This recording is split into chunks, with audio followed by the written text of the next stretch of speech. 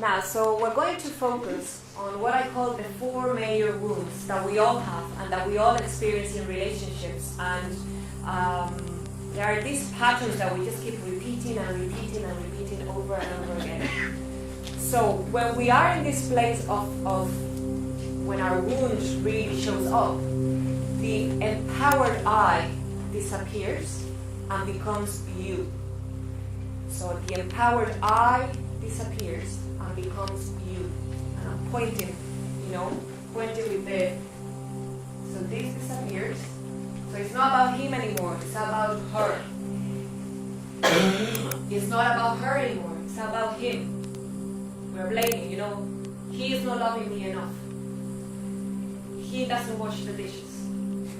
He whatever, and she's not doing this, she's not doing that. So the empowered I disappears and becomes you. So I go outside myself and it's you. So when we are projecting, we are blaming. And usually the way that we do this is through criticism. We criticize the other person, we put them down, we judge them. Are wrong, all the polarities that we saw before. We distrust them. Oh, no, can't trust them. Yeah. So we're going to see what rejection looks like.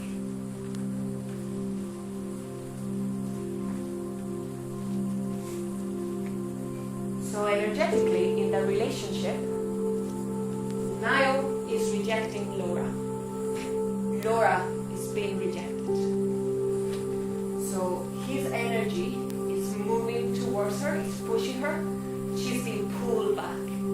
Now, what do you think Niall is thinking and feeling when he is rejecting? Blame. What kind of thoughts are going on? Frustration. Hurt.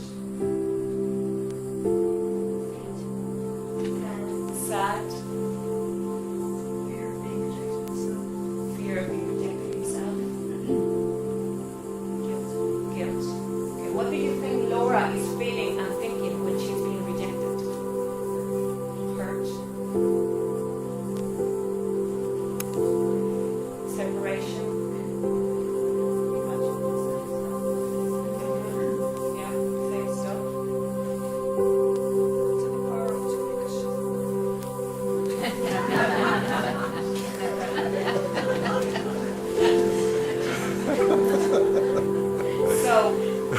So how many of you have been in Niall's position of rejecting someone or something? Yeah. How many of you have been in Laura's position? So the truth is that all of us have the power and the potential within ourselves to reject. And all of us have the potential within ourselves to be rejected. Because as I was saying before, the wound is rejection. Sometimes we express that wound actively, so we reject. Sometimes we express that wound passively, we get rejected. Now, what will happen here is, let's say, Laura tries to connect with Niall. What will happen energetically if she tries to approach him?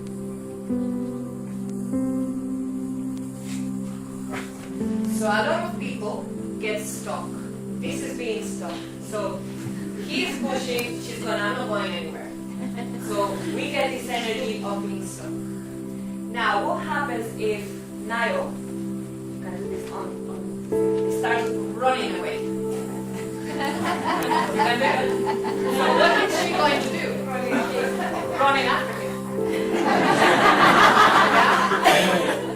How many times have we been in this situation? Oh yeah, I sent a text to him, he hadn't replied, I'll text him again. Or maybe he didn't get that text, I'll send another one just in case. Oh, yeah, maybe, I don't know, maybe the weather was snowing, maybe, okay, I'll send another one. I'm just going to text him to let him know that I'm not going to text him ever again. So, all of that. Now, in the meantime, the energy that we are creating is he's feeling chased. So he's going to run. Now, somebody here has to stop the running.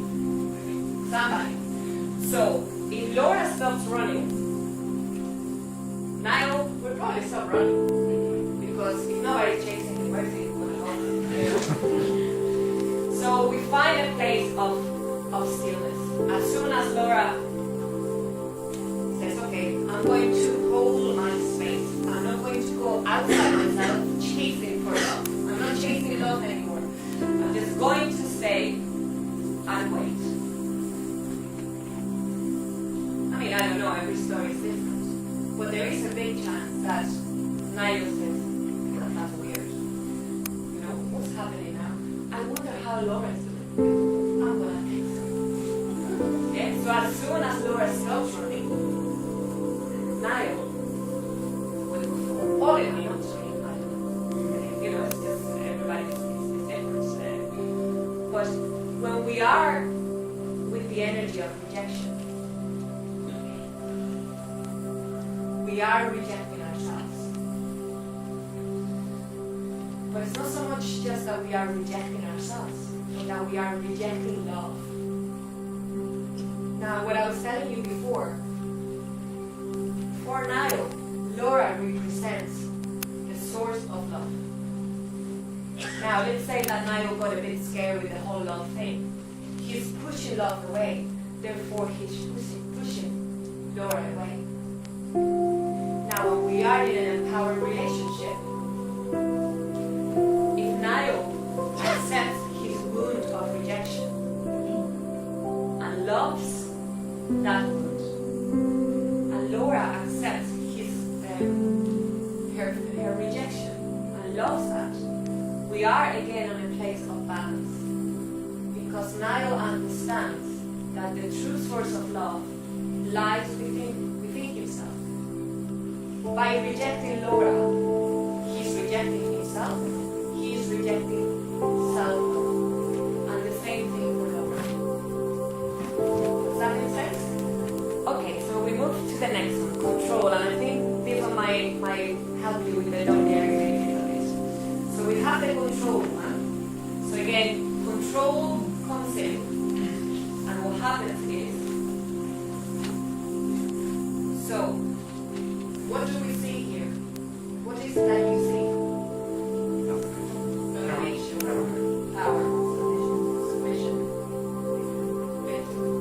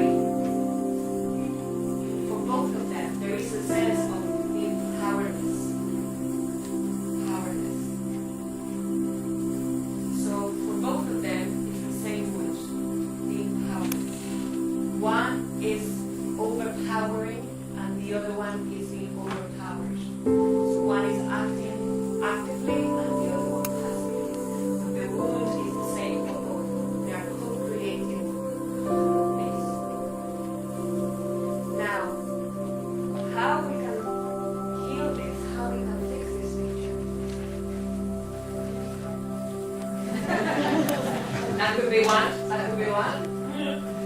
But let's say these are two good people, that this is just a pattern that they have. It's not too destructive. It's not too, because again, control could be like grade 2, it could be a grade 90, you know. So let's say this is grade 10. Small one, and there is a power struggle. Both are looking for power. Both feel their power is misplaced somewhere. So when way to heal this issue is about exploring and going deeper into freedom. Into freedom. So when Niall allowed himself to explore and go deeper into what freedom is, when Niall and Laura, when they learn, both of them learn to manage their own power, to know that their power belongs to individually to each one of them. That power cannot really be taken away from you, cannot be given away. When they go into that place of freedom and acceptance, when Niall feels he can feel safe by just being who he is, without needing to dominate. And when Laura finds that place, that she feels good enough to be who she is, that she feels she's free to be who she is, that it's okay to be who she is. They both find that place of balance, that place of freedom. Do you think he's happy? Do you think he's happy having all the control? No. Have you ever been with someone very controlling? Yeah. Okay. I guarantee you they're not happy. I mean, they might be satisfied for the moment to say, okay, now when I'm saying goes, but deep down, they're not happy when they're controlling. Yeah, fear. It's a fear. Yeah, it's a fear, and it's an insecurity, and it's that fear of not having power, which is the same that Laura is feeling. Both of them are feeling that fear of losing their power, or not having power, or being powerless. One is being actively saying, okay, well, this is my fear, but I'm going to make sure that I have the power. And the other one is completely surrendering. When we see somebody, when we kind of fall in love with someone, consciously we are attracted to this, to what we see. But subconsciously, our eye is also seeing this. So we are saying, okay, he's so nice, this and that. I can see that with my subconscious eye is saying, okay, well, he's controlling, he is going to reject me. So I'm also seeing that as a perfect match, but I'm not being aware of it.